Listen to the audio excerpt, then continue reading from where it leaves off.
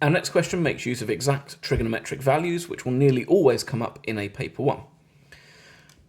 And we see here they've been very nice and they've asked us to complete the table of exact values. And they've given us sine 0, sine 30 and sine 45. We need to keep going. Now there are loads of ways that people could have learned this. I personally know that sine 0 is 0. I think maybe of the graph of y is equal to sine x to do that. And when x is 0, y is also 0. And then I also learn a pattern. So everything is going to be divided by 2, and I have the square root of 0 divided by 2, which is 0. The square root of 1 divided by 2, which is a half. The square root of 2 divided by 2, which they have here. Sometimes written as 1 over root 2. And then I have the square root of 3 divided by 2. And the square root of 4 divided by 2, which is 2 divided by 2, which is just 1. As I say, lots of other ways to know that, but those are our answers. Triangles ABC and PQR are shown below. By working out the exact area of each triangle, find which one has the larger area. So that's what we're going to do. We'll start with triangle ABC. We know that the area is 1/2 times AB sine C, where AB are the two angles that enclose, two lengths that enclose the angle. So I have 1/2 times 6 times 8 times sine 30. Half times 6 is 3 times 8 is 24. Sine 30 is 1/2. So I have 12 square centimetres. For triangle PQR, my area is again a half AB sine C. My two lengths are enclosing my angle. I have 1/2 times 3 times 8 times sine 45. 1/2 times 8 is 4 times 3 is 12, and sine 45 is root 2 over 2. So that gives me 6 root 2 square centimetres. So then I need to decide whether the area of ABC or PQR is largest. That is my question. Well, I notice that 12 is 6 times 2, and 2 is larger than root 2. Root 2 is about 1.4 something. 2 is larger than root 2, and therefore I know that 12 is greater than 6 root 2, so triangle ABC has the larger area. And that's enough reasoning for that question. Question 16 is about functions. I'm given f of x and g of x, and I'm asked to find f of g of 5. So that's slightly more simply written as f of g of 5. I'm going to find the value of g of 5 and then find f of that result. G of 5 is going to be 5 plus 3, 8 over 2, so 4. So I'm finding f of 4, and f of 4 is 12 subtract 1, which is 11.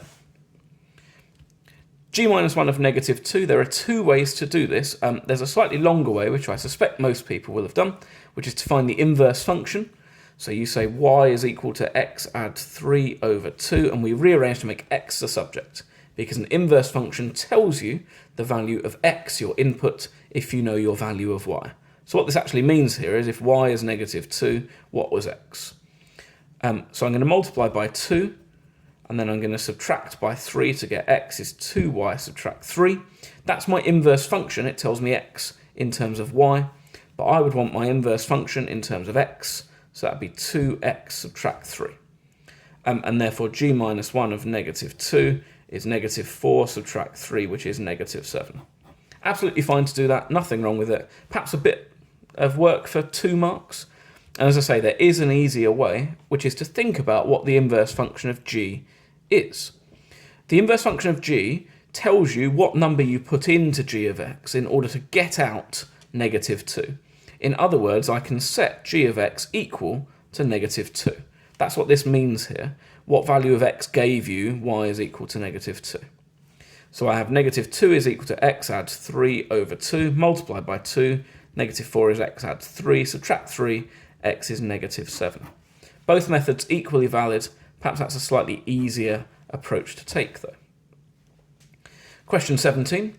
David says the value of root x is greater than the value of the fourth root of x for all positive values of x. Decide whether or not David is correct. Show working to justify your answer.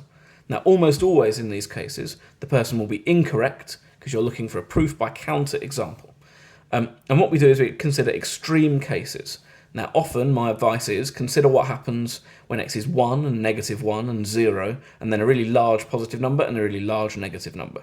But here we're constrained to all positive values of x.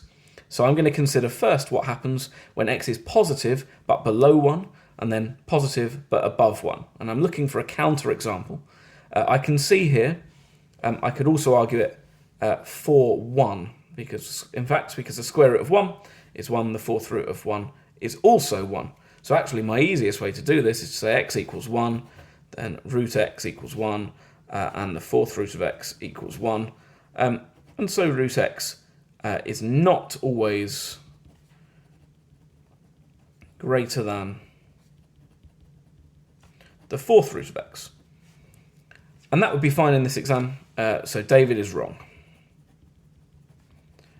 It is worth just dealing with what would happen if it was greater than or equal to, because I think that's more what this question is getting at. And we would look at a value that is between 0 and 1. Now I'm dealing with the fourth root, so I'm going to choose a number that I know the fourth root of. Well, I know 2 to the power of 4 is 16. I'm going to say x is 1 over 16. That is a positive value of x. So root x is going to be a quarter, and the fourth root of x would be 1/2. So there, root x is larger than the fourth root of x. Root x is smaller than the fourth root of x. A quarter is smaller than 1/2. Therefore, David is wrong. So here, it's absolutely fine to just use x is equal to 1. It's a positive value of x, and it breaks the rule. But if it were greater than or equal to, you could still show that the rule doesn't hold for x between 0 and 1. And that's the next few sets of marks gained.